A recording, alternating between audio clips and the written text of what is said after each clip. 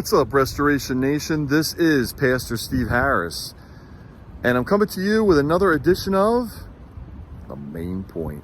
Well, hey guys, it has been a wild day today, and behind me, you can see there's this tree that we have, and the wind has been kicking up, and actually it's been kind of calm right now, but we had like a kind of a tornado warning, I think it was, here in southern New Jersey. But so it's been kind of crazy, and I was just thinking about where I was going to film this. So I am in my backyard, but here's what I want to talk about with you guys today. I was going to talk about the sermon like I normally do and kind of recap it a little bit. But today I'm going to talk a little bit about help. Have you ever been in a position where you really, really need help? Isn't it comforting to know that when help arrives, that it's just it's an amazing feeling, because you're in distress and then all of a sudden help happens?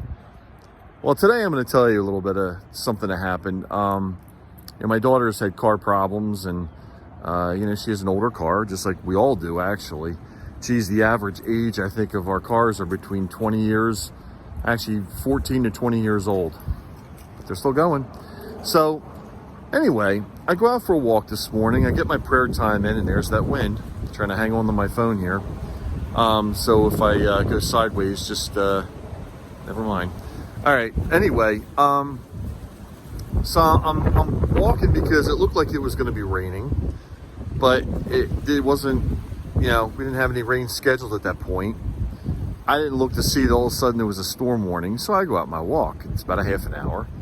I go walking, I'm listening to the word, and I'm spending time with God, and I'm just trying to get my head, around the day and things He's doing.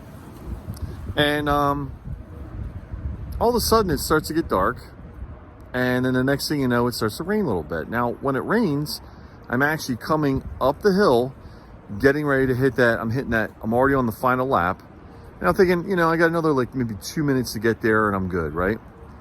Well, all of a sudden, the rain starts hitting harder, and before you know it, I'm stuck right in the middle of it. And as that happens, I kid you not, guys, but let me backtrack a second. My daughter having car problems, I let her borrow our car so she could go to school and do work or whatever, and then come back, and so I could have it, so I need to do my part. So anyway, she's got the car. I think she's coming home, don't know when, but I'm in the middle of this storm. And as that's happening, I hear the car honking. I turn and look back, and there is our car, my car, coming over the hill with my daughter in it. You couldn't have scripted it better. And as that happened, I got in the car, and she literally took me, I don't know, another 100 feet or so, whatever that distance is, literally around the corner to the house. Her car is about to be fixed, and we got our car back. But anyway, why am I telling you this? Because when we think that God isn't helping us, when we think He's like abandoning us, when He's just kind of disappeared, and it's like, well, you trusted me for a while, but now you're on your own. Mic drop, right? No.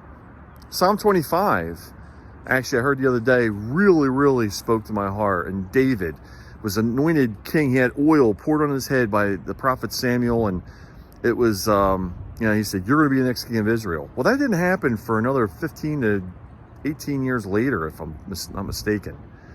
And in that time, he was in the run for his life. Saul tried to kill him. And he wrote something like this. It says, Lord, I trust in you. Do not put me to shame. And then he writes a line right next to it, or right underneath it. It says, you won't put to shame those who believe in you, or those who are righteous. And I thought to myself, that's pretty cool. First, he says, I know you ain't going to, bail on your own name.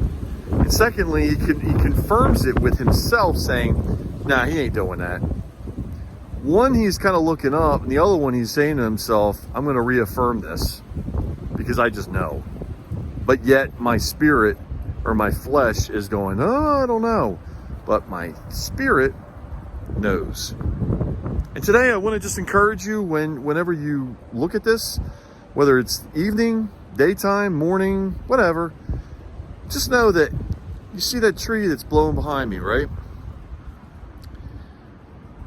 even though it gets tossed back and forth, it's on solid ground. Question is, are you? The way to know is, do you know Jesus? Guys, thanks for joining me. By the way, we have a website, rhmillville.org, for Restoration House. And feel free to check out our messages at the Facebook page for Restoration House. So it's been real. And remember, get restored.